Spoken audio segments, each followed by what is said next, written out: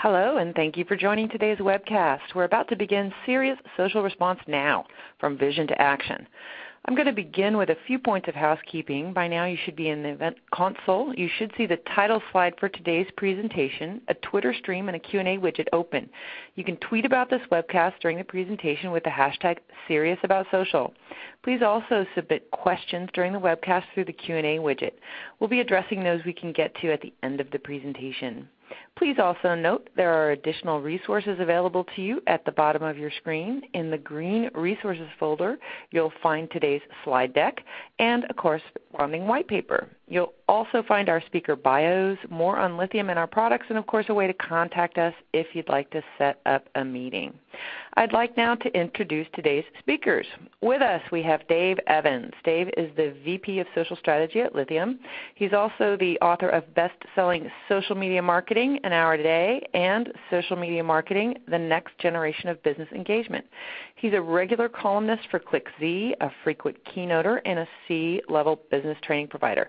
He's provided social technology consulting for top brands such as Intel, Dell, PepsiCo, Southwest Airlines, and the PGA Tour. He's served on the AdTech Advisory Board, WOMA's Measurement and Metrics Council, and he currently serves on advisory boards for several social technology startups. Also with us today we have Phil Blum, Social Media Customer Care Manager for Time Warner Cable. Phil is a 15-year call center service and operations vet. 10 of those years he spent with Time Warner Cable. In 2010, he launched his social media care team with 3 agents. Today that team has grown to 18 and operates 24/7. Phil will discuss how he took his social response solution from vision to action, the real-world challenges he faced in growing his social media care team, and the business results they've been able to deliver. But we're going to start off with Dave Evans. So with that, take it away, Dave. Thank you so much, Bonnie and Phil. Absolutely great to be here. The place where I want to start, we can just kind of jump right in. For me, social media, whether it's marketing, whether it's operations, customer care, all of this sort of stuff, it really begins at the business objectives level, and so the purchase funnel becomes kind of this fundamental anchoring. From awareness to consideration to purchase, obviously, as you consider the impact of social media and so on, what's really happening here is customers who experience our products and so on, they then begin to talk about those, and they post on whatever channels they happen to prefer, and the next customers in line, then of course, as soon as they're aware of something, we jump on the web, we search for it, and we find ratings, reviews, recommendations. We find customer care support sites. We find posts on Twitter. We find entries from our friends and so on Facebook, all of which impact our own sort of progression, if you will, through the purchase funnel, and ultimately the conversion, our own decision to purchase or to take advantage of the offer, whatever it happens to be. So when we look at things this way, not only does social media obviously become very important and how we deal with it, but we sort of recognize that this huge number of interactions, all of these touch points that occur, particularly in customer care, become very, very powerful as advocacy builders, as amplifiers of our marketing campaigns, and so on. And while this feedback loop seems, a bit maybe simplistic, it's actually very fundamental to a number of the things that we do. And the place where I want to focus today, initially, is on how these sorts of streams from the social channels coming back into the purchase funnel really can be built and so on through a combination of things that involve support communities, innovation platforms, all of this sort of thing. We'll talk much more about that. But also how we can pick up and actually use and tap into these conversations and guide them in ways that actually produce very favorable resolutions, very favorable visible resolutions. Remember, all this stuff happens in public on places like Twitter and Facebook, and then Phil will be taking you through some of the cases and some of the work that his team has actually done using these tools.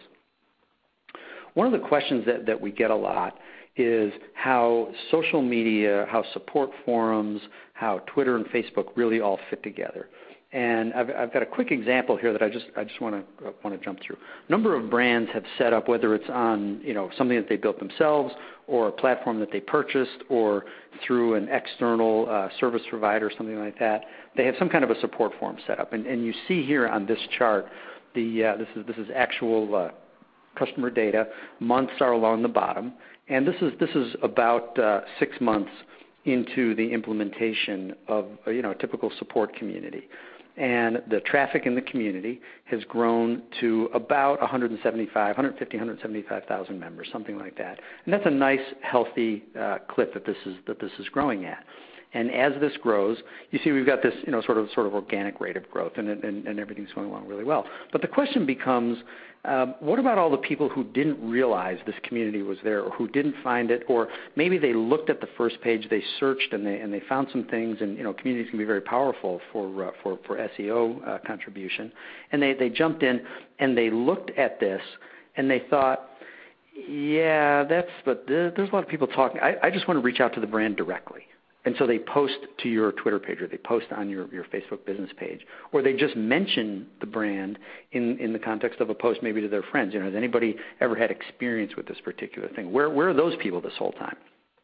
Well, the beauty of a social customer experience platform is that not only do you have the community elements, the support forums, the ideation platforms, and all those things working, but you also have the ability to reach out, find these conversations, and engage with these people. So at about month 5, we added the Lithium social web product to the mix. And it has traffic of its own, and it starts to build up as the brand handle starts to engage, and so on, and people start using that. And what we're able to do is to actually look into the community and find solutions, find answers to questions that people have now that have already been answered and vetted by other customers, right? So you have a problem with your mobile phone and you post into the support forum and 2 or 3 people jump in and they give you the solution. Well, here's how you reset this particular feature, whatever it happens to be. The brand, the moderators and so on for the community, the support forum managers have a chance to look at things, and customers can check this off and say, yes, I tried that and that actually worked, and it becomes what's called an accepted solution. And that can now be put in front of your social agents when another customer on Twitter asks essentially the same question. You scan the support community, you find the answer, you bring that out, you put that in front of the agent. The agent can now very quickly answer the question and direct this customer back into the support forum. And when this new customer from Twitter experiences the support forum in that context, when it's essentially a concierge experience, they are walked into the support forum, they join, and you now see that we have this different rate of growth for the community. So how does all this stuff really tie together? If we go back to the purchase funnel, we have the core, kind of listening stack: awareness, consideration, purchase. In our marketing intelligence tools, most of us have some kind of listening, either tool that we use or some sort of method by which we search and find conversations that we're interested in. Given that, the question becomes, what else can we do with these? The pure marketing listening tools are great for aggregate information, for how many people are talking about us, who's influential, who isn't, what are the conversations that that tend to be talked about a lot.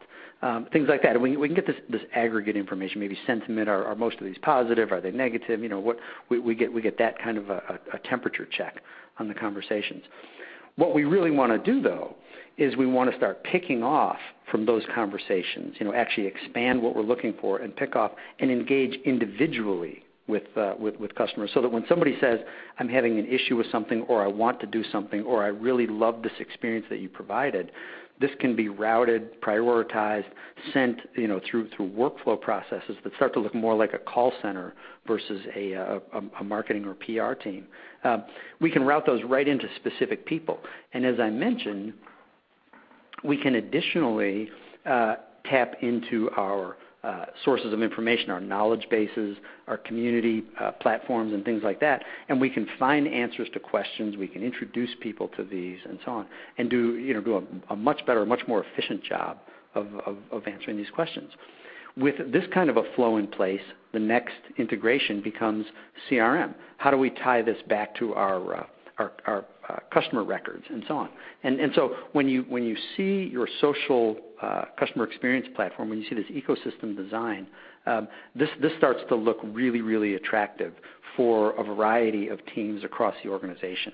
From the marketing perspective, we have a really nice handle on how to pick up and listen. From the customer care perspective, and from operational teams where productivity and so on is important, where you're dealing with literally, rather than aggregate information on a weekly or monthly or even daily basis, we're dealing with brands that manage thousands or tens of thousands of conversations every day. And they have teams of people, and so organization and workflow and all these sorts of things become very important. When we can start to put all this stuff together into this ecosystem design and route, match, prioritize, do these things, tie back to customer records and so on, the platform now becomes very, very powerful. With all of this in place, your customer care team now starts to have this platform. You can see sort of in the center here, your customer care team or your marketing team, your pre-sales team, product design teams. This is not limited by any means to customer care, although the focus of what we're talking about here is customer care.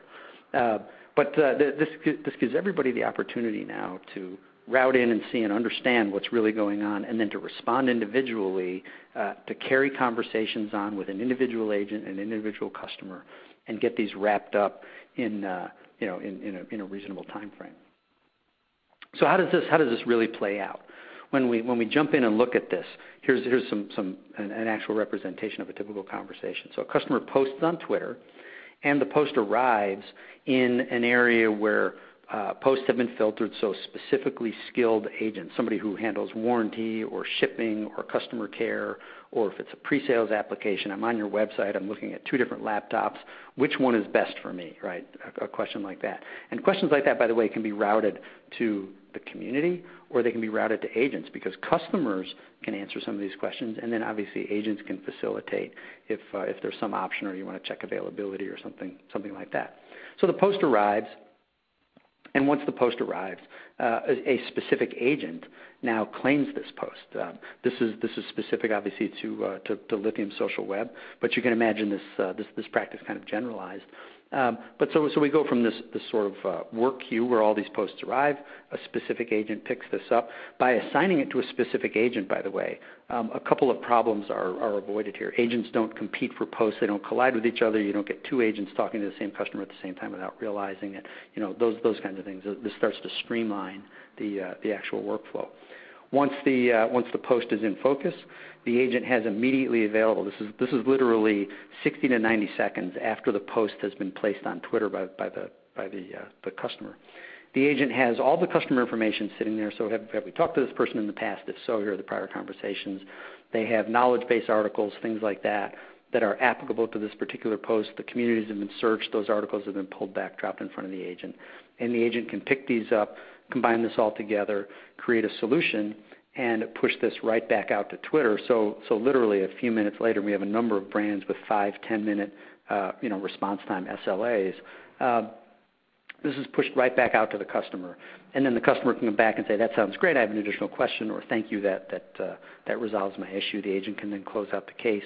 And the cool thing about this is, because all of this stuff is managed, inherently as a case, the entire conversation is threaded and kept intact. And agents can review this in the future. Auditors can look at this, for example, through a supervisory interface. Auditors can come in and look at, here's agent 1 and agent 2 and agent 3, and how did they handle these different cases? Were they following training procedures, et cetera? So you get this quality assurance level. All this stuff is kind of built in here.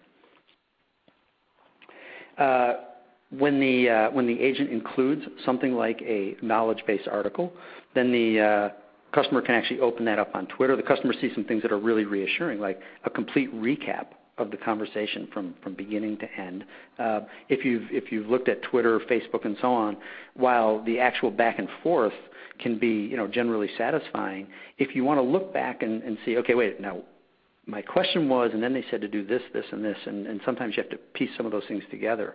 With this kind of a response mechanism, you can actually send the customer a complete recap of the conversation. That sets up additional options. For example, asking the customer, how likely using Net Promoter methodology. How likely are you to recommend us? Or basic CSAT. Was this article helpful? Things like that. You can include marketing offers on these pages. This is a standard web page that opens up, branded for the for the company that's obviously running the forum. This gives you the opportunity now to extend from customer care right back into marketing and right back into the purchase funnel. When you send this article back, then the customer can open up, go right into the support form, or right into the knowledge community, or right into the innovation community, whatever application you happen to be running here, and see, here are some other solutions. Here's what other people like myself have done. Here's how they've resolved this issue. And overall, it's a very, very encouraging experience. So you wind up moving from customer care. I had this question, or I had a need, or there was something I wanted to ask you about, and you've actually taken them in a matter of minutes right through the process, giving them really nice information, and drop them right back into the marketing funnel through the additional offers, or simply by steering them into the community where they're able to see these things. Now, why do we do this? Well, there's a couple of advantages now to doing this. First off, as Phil will get into, you have the inherent benefits specific to customer care of productivity improvements. Obviously, very high-scale systems, the ability to train, to provide measurement around continuous improvement and this sort of stuff.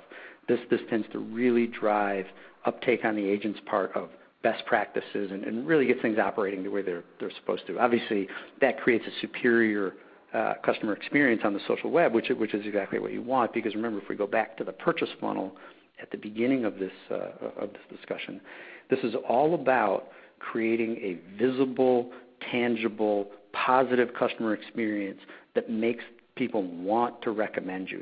The inclusion or the idea of including something like the Net Promoter Score. I know NPS sometimes can be controversial. Some organizations have it, some don't, and so on.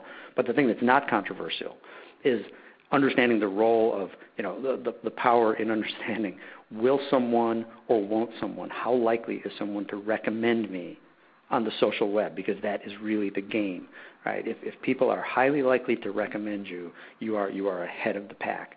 And if you can see where you are and track progress against a metric like that, whatever metric you happen to be using, really, really powerful. So we get benefits like that. The second thing that maybe hits a little bit closer to home is just sheer economic benefit. Lithium conducted a study with Millward Brown recently, a very detailed, in-depth study. The findings that came out of this were just amazing. When people are introduced into a community and they spend time in and around a community, and by time I don't mean like time. I mean like they get their questions answered. They see other people like themselves. They see a few recommendations and so on.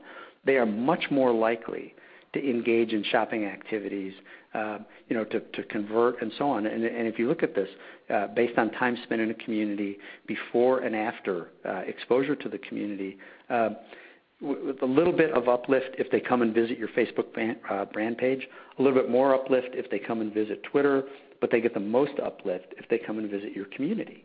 And this is just one more. There's actually a couple of messages in this slide. First off, the things that you're doing on Facebook and Twitter are extremely, extremely important.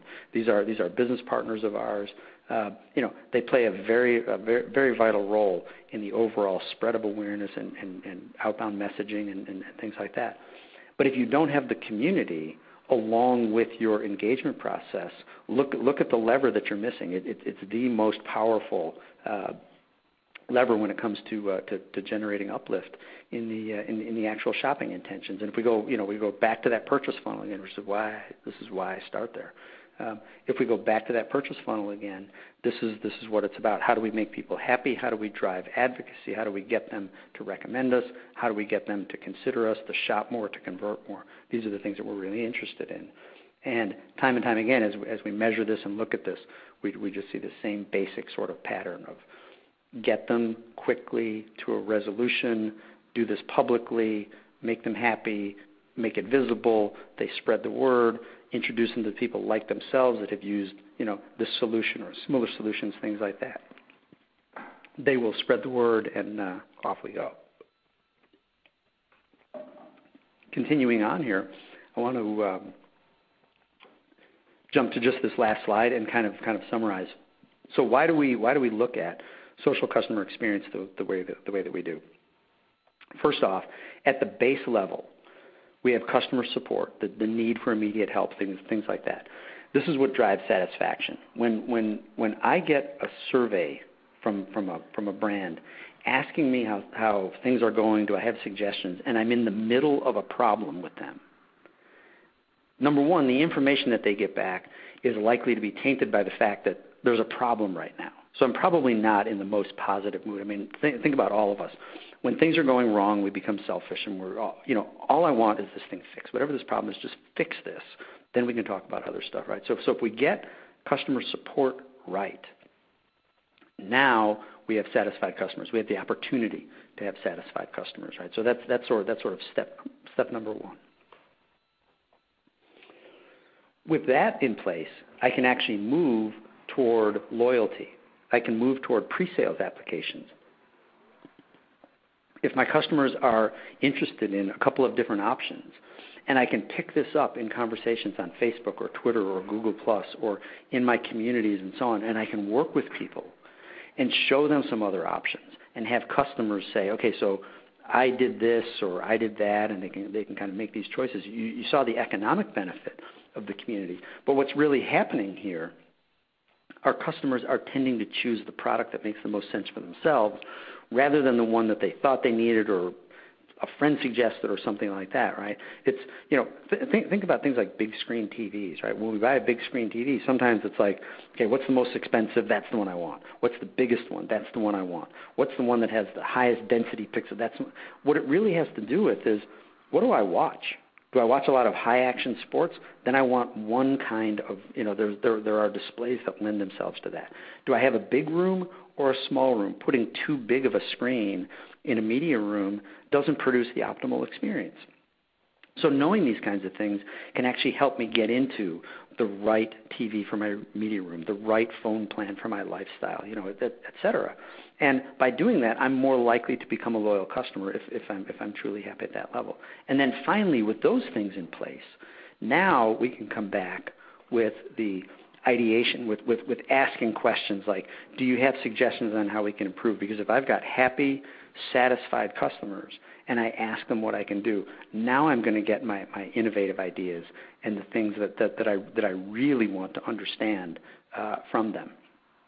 So if to sort of summarize and hand over to Phil next, to summarize, if you sort of flip back and look at that purchase funnel and what that was all about, and this idea of awareness, consideration, purchase, how do we use social media to drive consideration? It's the place in the purchase funnel where traditional marketing really doesn't have access, right? Awareness we've got covered, point of sale we've got absolutely covered, but that consideration phase in the middle, this is the area for social media.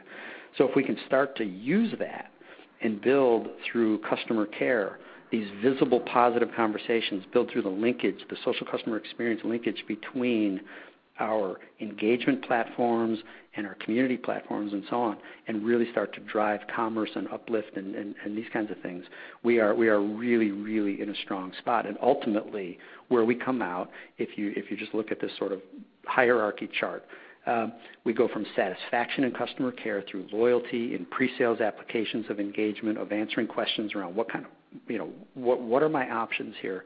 How am I best satisfied by the product or service line that your brand offers?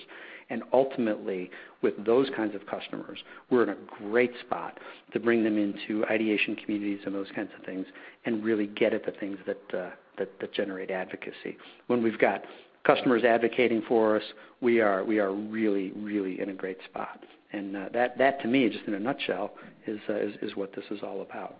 So at this point, I'd like to turn this over to Phil, and he's going to take us through some of the great work that they've done at Time Warner Cable. Thanks, Dave. Hi, everybody. My name's Phil Blum. As Bonnie said, I do run Time Warner Cable's, one part of Time Warner Cable's social media strategy, which is, of course, our customer care strategy. So we're, along with our communications and public relations and marketing folks, part of an overall strategy that handles whatever kind of customer issues may come our way. So primarily when we talk about that, we're talking about things like Facebook and Twitter. We monitor both of those consistently. We use Lithium Social Web to bring each mention that we see across that into the queue, which turns each conversation into a ticket. The team reviews it, and if we need to reply to it, we do so. If necessary, if we need to get, say, personal information from a customer, like their account number or their phone number or what have you, so that we can go ahead and take a look at their accounts, we try to move that over to private. So my team comes from a wide variety of backgrounds within the cable industry. Most of them were in customer-facing departments. It's nice that we have them from a wide variety of customer-facing departments.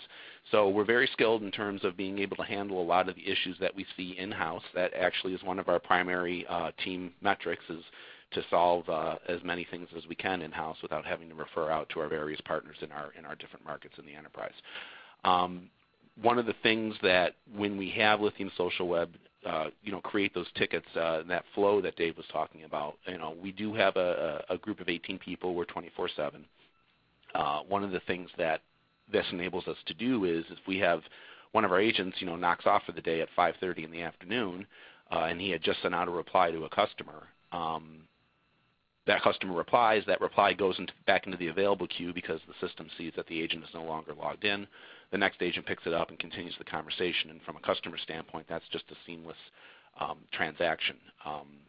So those are the kinds of things that we weren't really able to do previously, and certainly wouldn't be able to do now given the number of people that we have staffed. All right, moving on. One of the things that my team does is we also monitor trends. So it's much more than necessarily having to reply to things. We also look at what people are talking about, what we're seeing. In a lot of ways, being on the front lines, my operation is definitely, to use a cliche, kind of that canary in a coal mine, so to speak. So there's a lot of times that we're hitting the hot button when we start seeing an influx in whatever topics might be going on at the time. A lot of it's around channel launches, a lot of it's around product launches, so on and so forth. Related, if we start seeing problems in our network, like any other service provider, we have the occasional breakdown in our systems, and when we start seeing a lot of people from a given area starting to notice that my internet's down or my internet's sluggish or whatever, and we start seeing some correlations, we have direct lines to our network operations team so that we can say, hey, look, this is what we're seeing. And then a lot of times this is before even the traditional contact centers, like our call centers and our chat centers are seeing the same. Last but not least, we do moderate our TWC forums. So we've recently launched our community forums. It's definitely a growing community. It's got some legs under it finally after about 6 months, so we're pretty happy with that. We maintain users that maintain that they follow the guidelines, make sure they're posting to the appropriate board. If a post goes unanswered for 48 hours, my team will intercept that and go ahead and handle that concern. So in addition to that, I mentioned earlier that we're part of a larger process. I think we're a very important part of a larger process. So we have like folks from our marketing departments and our communications departments that are operating regional handles in each of our markets as well as our national handle at TWC, and they're concerned with promotions, and they're concerned with engaging customers in terms of what it is that they enjoy about their service, and having those kinds of conversations about content. Where we come in is we actually scan and monitor through Lithium Social Web each of those handles that they operate, and if a customer takes the conversation into, I have a problem with my service, I have a question about my bill, so on and so forth, my team then intercepts that and takes it over from the TWC help handle.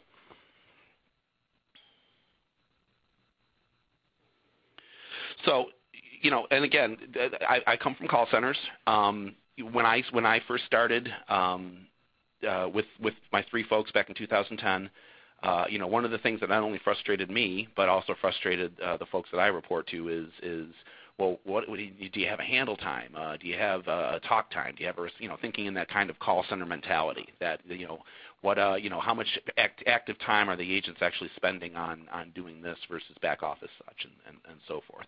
So through Lithium Social Web we now have things like response time. We have responses per hour and so on. I mentioned the in-house resolve rate. We can create some custom dispositioning in LSW that allows us to categorize something as resolved in-house versus whether or not we escalated it to another department. How many actionable posts are we getting, and how many of those are we responding to? It means personally, for me, as the manager of the group, to be able to go to my boss or his boss and say, hey, this is our main driver. We have a response time at, we have a goal of 60 minutes, stretch goal of 45 minutes for all posts. And we're not making it right now. Maybe we need to look at volume and staffing. Maybe we need to look at things like more training for certain topics and so forth. It puts social into a language that maybe somebody who isn't as experienced or maybe comes from a more traditional care background can understand, and that's extremely helpful. I mentioned the metrics. One of the things we can do is we actually have a scorecard for the agents, which is something that we've never had before. There's a bevy of reporting available to us. There's some slicing and dicing involved, but it definitely breaks it down to the agent level, and we can tell. For example, one of the things we learned at first is we saw that response times for the morning agents were significantly higher than the response times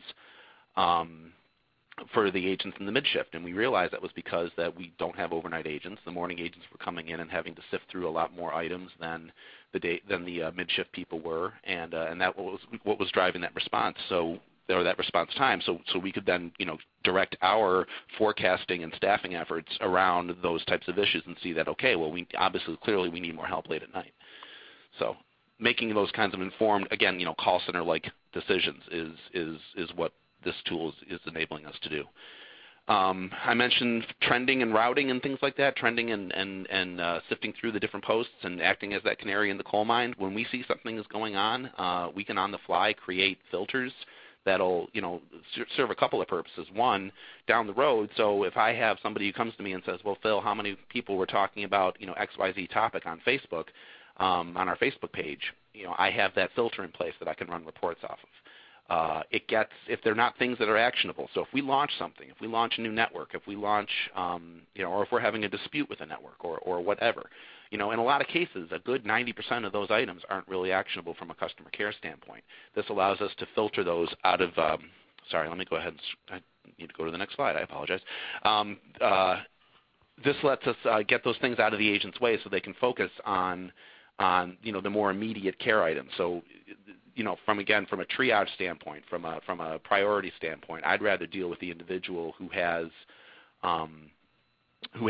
internet is completely out of service and has work to do versus somebody who's requesting a new channel or somebody who's just passing along a news story about something that we've done in the community or what have you. It's, again, just helps us triage, helps us, silo and organize and push posts to agents that can handle specific topics.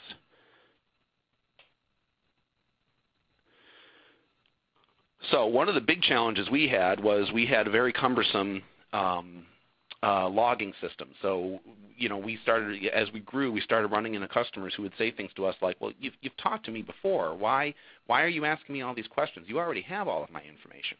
And, the tools that we were using made going back and finding those interactions very difficult, especially given the fact that we didn't always have access to the trail from private messaging like DMs and such. So we were doing a lot of swivel chair. We were doing a lot of manual tracking, some internal solutions that we had, so on and so forth. We are in the process of almost entirely doing away with those options, and all of our customer data is being tracked through Lithium Social Web. So if we have a customer who comes in and has an issue, the agent can instantly see how many times have we talked to this person, how we've already collected that person's information? Do we need to verify that information again? When they're already perhaps maybe upset with us, or can we just get right to the business of resolving their issue?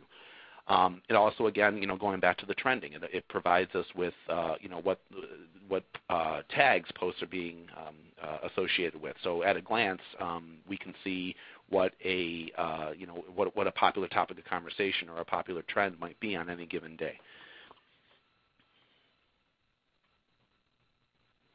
So when we first started, on average, before we switched over to LSW, we were engaging about 1,600 people a month. And again, from a staffing standpoint, that we had 3 people, 4 people, so on and so forth. What enables us to justify adding more headcount and adding more staff is that we're currently engaging on average about 7,400 customers a month. And this doesn't include on a month-to-month, say, repeat basis. This doesn't include things like somebody who comes to us and asks us very small, minute questions that maybe don't get as tracked as accurately because of the nature of their issue.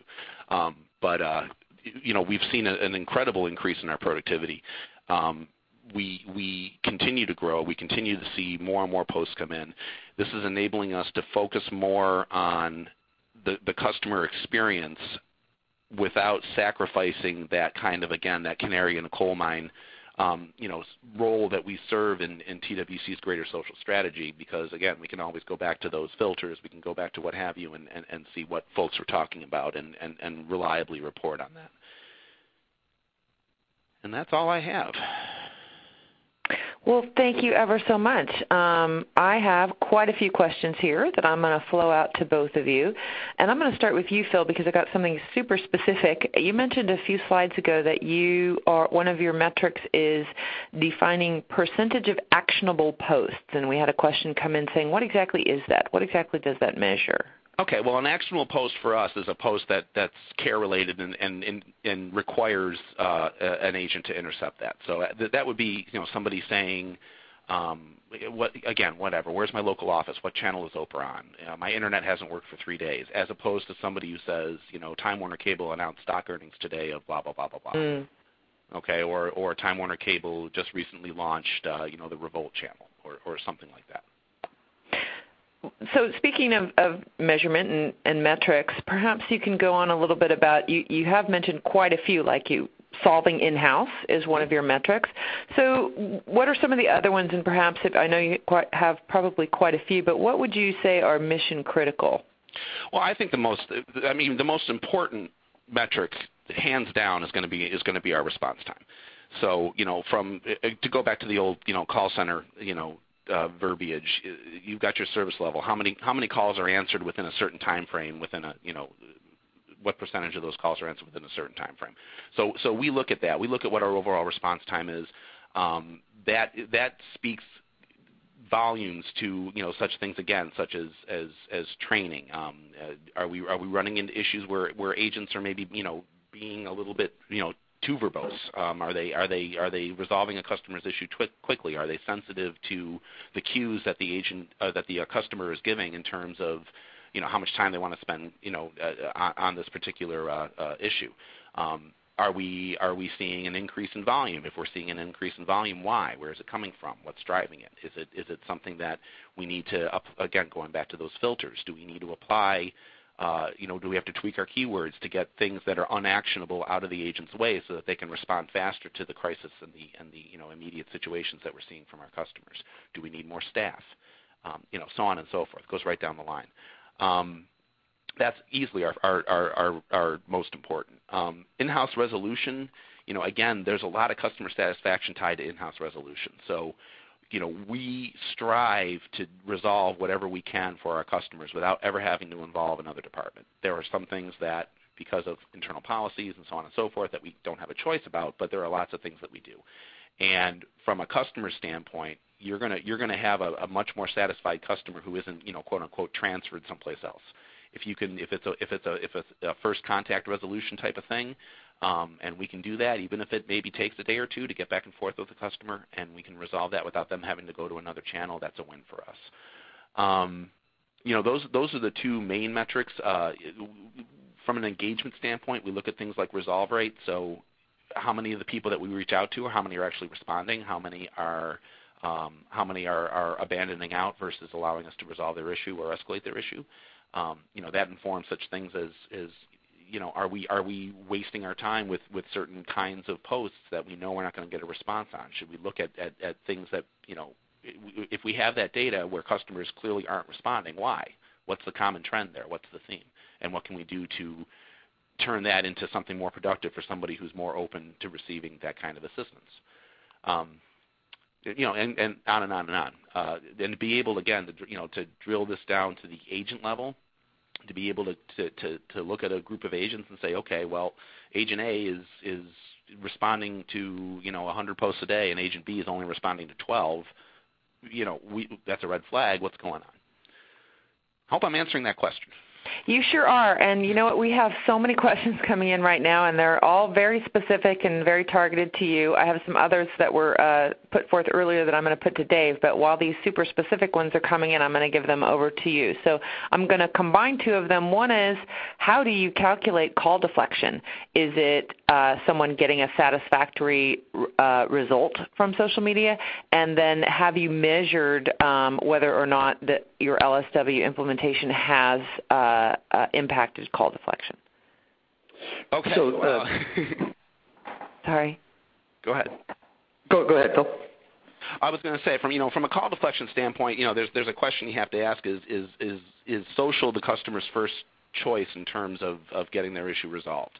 So as we've grown, and we've actually kind of co-opted our there's a question, or there's a QA question that you can ask in the response portal, which previously was this helpful? Well, we've changed that to, was social your first choice for resolving your issue? So we look at those. If we get any yeses we get on those, and again, adoption on that is not quite where we want it to be. We're working on that, but any yes we get on those, we're going to assume that's a call deflected. I'm going to assume, even if they have gone through the traditional call centers, even if they have gone through chat or any other traditional means of contact, I'm going to assume that any individual customer that we deal with is going to be at least one call deflected. And again, whether or not that meant that they would have had to continually pick it up to try to get an issue resolved or what have you, I consider each one of those people a call deflected. Same thing with our support community.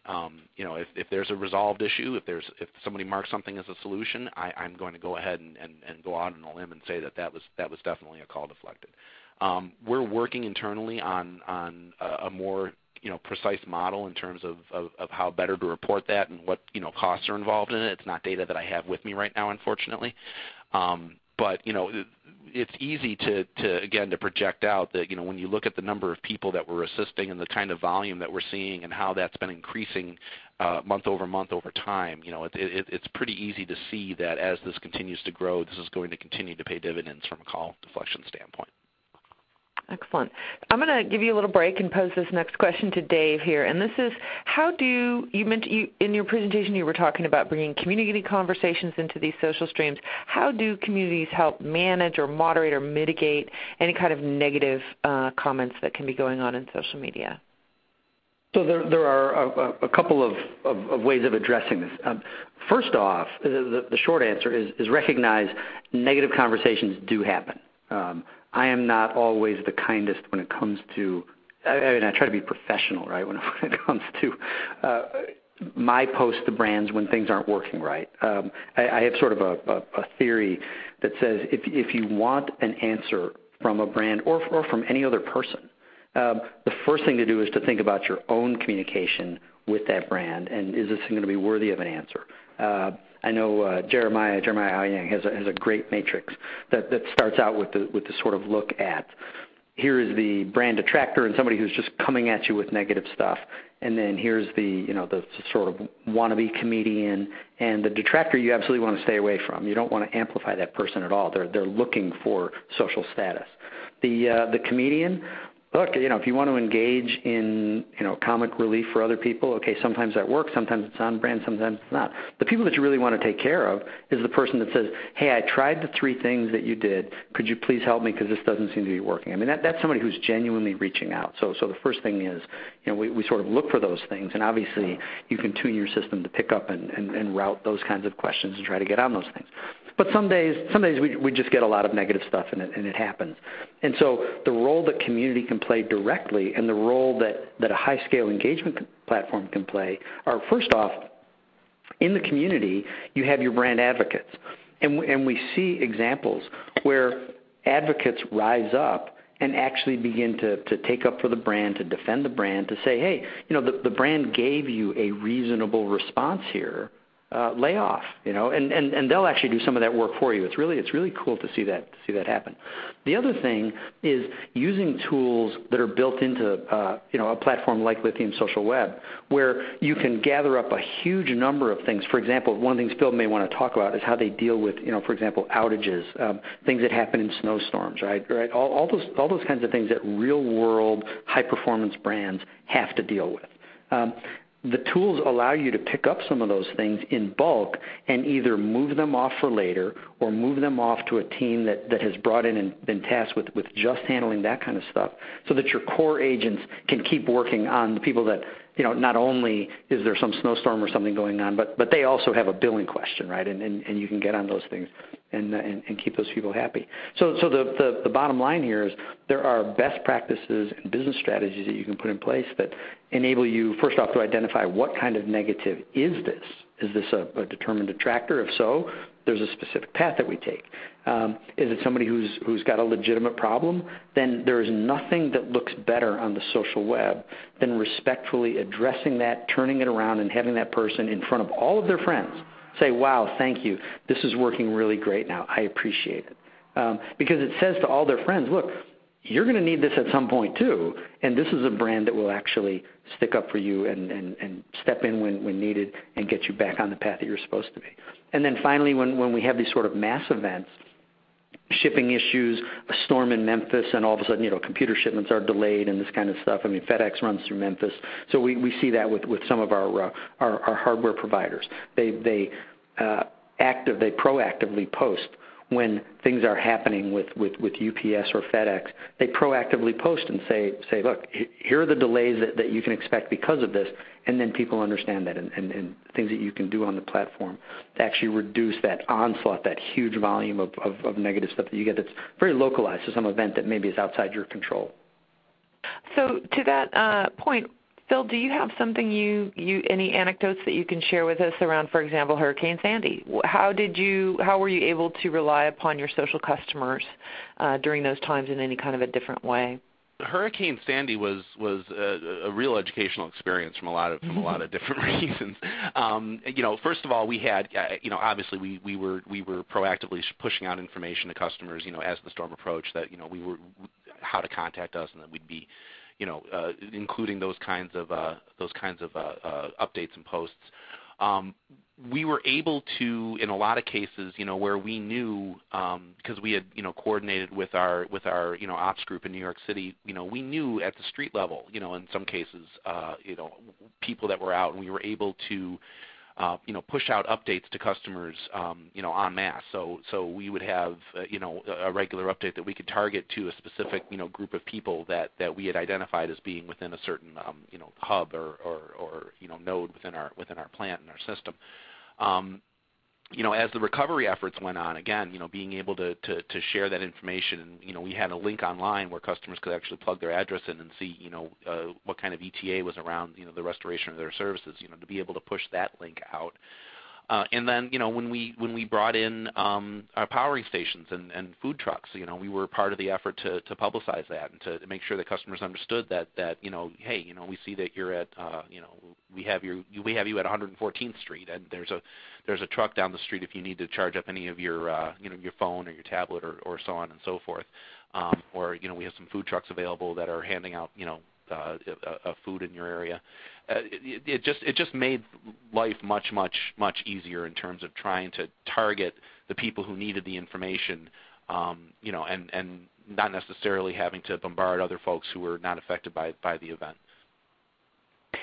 Well, that also brings up, Matt, did you have to scale during this time? Did you have to add more people? Did you work overtime? We have some questions about, you mentioned you went from servicing, 1,600 to 7,400 a month, so how did you manage that internally, getting budget and such? Well, okay. Are you talking about from a Sandy standpoint? Well, either or. I'm just saying that sounds like Sandy might be something that would be a scale issue would be put upon you, right? Yep. But also growth, like how do you justify this? How do you budget it, et cetera? Okay. Well, from a Sandy standpoint, I mean, we got a bump in followers, as you might imagine, from that, and we were able to on the fly, we were able to actually kind of co-opt. I operate out of a center for Time Warner Cable that's kind of unique in that we have a lot of specialized groups. So social media being one of them. So we were actually able to co-opt folks from another department that was having some low volume at the time, and give them kind of some shotgun training in terms of how to use the tool, and put them into a queue that specifically handled the Sandy posts and those types of things. And really, in a lot of cases, it's just something as simple as, hey, go here, enter your address, and you can see where our restoration efforts are. So it was something that was easy for them to be able to handle. From a budgeting standpoint, I think that you have to look at. Obviously, we look at volume. We do our best. We have 3 years of data now, almost 4 years of data now. So we're able to, at least plot out, while the volume is growing, we're able to plot out, dips and valleys in terms of arrivals and things like that. So we're able to build a staffing model around what we think is going to happen, in April or in a given month and in a given year. But again, it's something where you have to have a little bit of vision in terms of, this is continuing to grow. I can demonstrate that this is continuing to grow, and I need this number of people in order to handle that kind of volume. One of the things. Go ahead. I'm sorry. No, go ahead.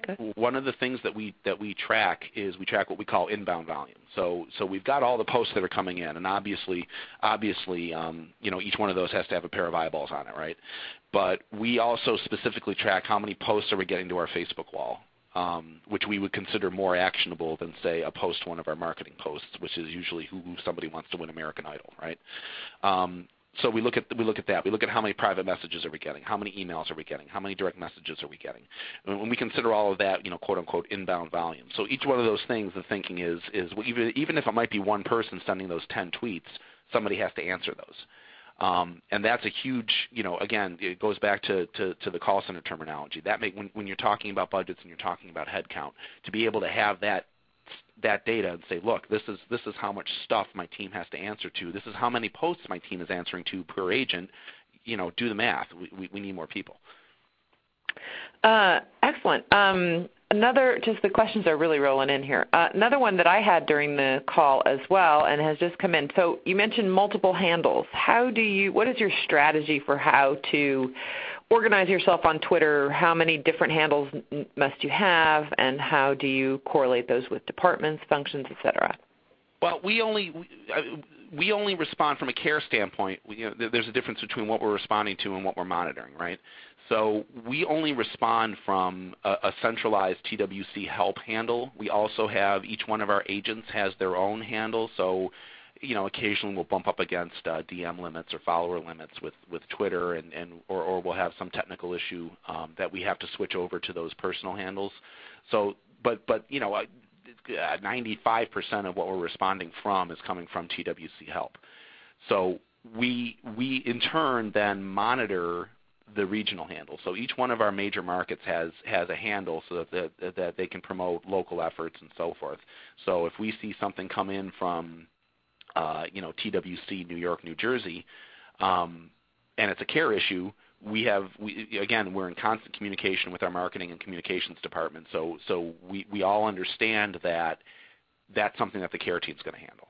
So that communications person, that PR person doesn't really need to sweat it too much. So we're not responding from those other handles, but we are, again, actively monitoring them and making sure that any care issues that come through that we're handling. Is it the same for Facebook? Do you have Facebook pages organized similarly? Yep, Facebook. We monitor again all of our Facebook pages. The business class page, our main residential page. We actually have one for job opportunities, and we have a specific one for Hawaii. And we monitor each one of those pages. Again, we only really handle the care volume. So if we've got, if our marketing department puts up something, recently they put up something promoting NHL Center Ice. Okay, so there was a free preview weekend. And most of the volume that came in on that, in terms of customer comments, were like, oh, hey, cool, that's neat. I like the, Chicago Blackhawks. I'm looking forward to watching them this weekend. But we had a few people that were like, hey, I can't order this. There's something wrong. I got an error on my box. Or, I have a question about how it's billed. And, that's where we would then intercept that. Great. So I think just right in the next couple of minutes, I'm going to go back to Dave here with this one. And you mentioned earlier in your presentation about how the social customer experience is kind of touching the whole organization. Phil just mentioned that during Hurricane Sandy, he had to reach out to kind of other departments and pull them into his function. So we get a lot of these questions on all of our webcasts. Clearly the benefits, the economic benefits of these initiatives cross functions. What, in your experience, Dave, working with some customers out there, have you seen are the most successful ways to try to rally other parts of the organization to come on board with these initiatives? So there's two that are just absolutely immediate. Number one, go ask other people to join your team. Right. Very often we approach this like, God, I just really want to get this off the ground before legal finds out about it, because if they get involved, this is going to be a year before, and it's just the wrong way to go about this. Right. Go get legal involved. Go get HR involved. Get the sales team, the people involved. Get PR involved, and so on. And pick advocates. I mean, be smart about who you pick. Pick people that you can educate, you can talk to, who are familiar with the technology, and so on. And then this leads right into point number two. Ground all of this in your business objectives. We make jokes sometimes about the crazy things that people do or show or otherwise find on the social web. It seems like every day there's some viral-ish post going around about the relative merits of being a social media guru and all this sort of fun that we poke at this. The bottom line is, it's serious business, and if you connect this to your business objectives and take the time to walk around and smartly pick a handful of champions inside your organization, you're really going to have a good go at this, right? If we can understand, for example, as I showed in the presentation, as Phil talked about, why call deflection matters, right? There's an economic benefit to this. Why having customers create knowledge base articles? It costs money to write a knowledge base article. If your customers will do it for you and they'll write a good one and all you have to do is vet it, you can actually save money. And when you get into true ROI calculation, these things become part of that. If you can look at your business objectives and understand customer churn or brand image or the things that you're really after, if you start with those things and then you pick people, make people part of this, get them involved in it, share this with them, it's just so much easier. And it sounds like, oh yeah, that's good advice, but I'm not going to. Please do it that way. I've spent a lot of time with Philips in the Netherlands, with big brands in India and the U.S., and in every single case where we just sort of followed this basic methodology of saying, what are the business objectives, and who has a stake in these?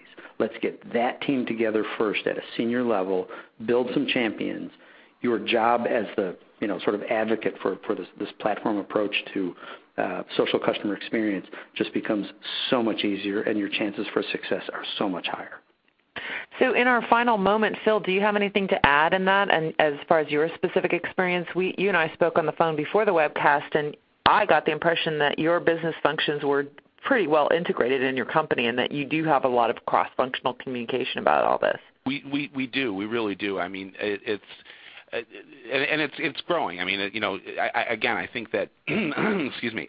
There are things that I would do differently if I could go back to 2010 and start all over again. And Dave made some great points about some speed bumps that maybe we didn't see ahead of us. But we have partners, across the enterprise in product development, in human resources, in again, sales and marketing, our customer retention efforts, and that continues to grow. I won't lie and say that there's not at least maybe once or twice a month when I get on a phone call with somebody who makes a lot more money than me that says, tell me what your team does exactly. So there's still that, I think. I think there's a lot more buy-in than there used to be. And we've seen that from groups that we escalate to in terms of when we have a high influence individual. They understand that, maybe we should act on this. With a little bit more of a sense of urgency, perhaps. Great. A lot more buy-in than there used to be. That's an excellent way to wind up our webcast. We are at the top of the hour. I want to thank both of our speakers very much. Thanks to all of our attendees. You will be getting a follow-up email with instructions on how to view the webcast on demand. Thanks again, and look forward to you on the next webcast.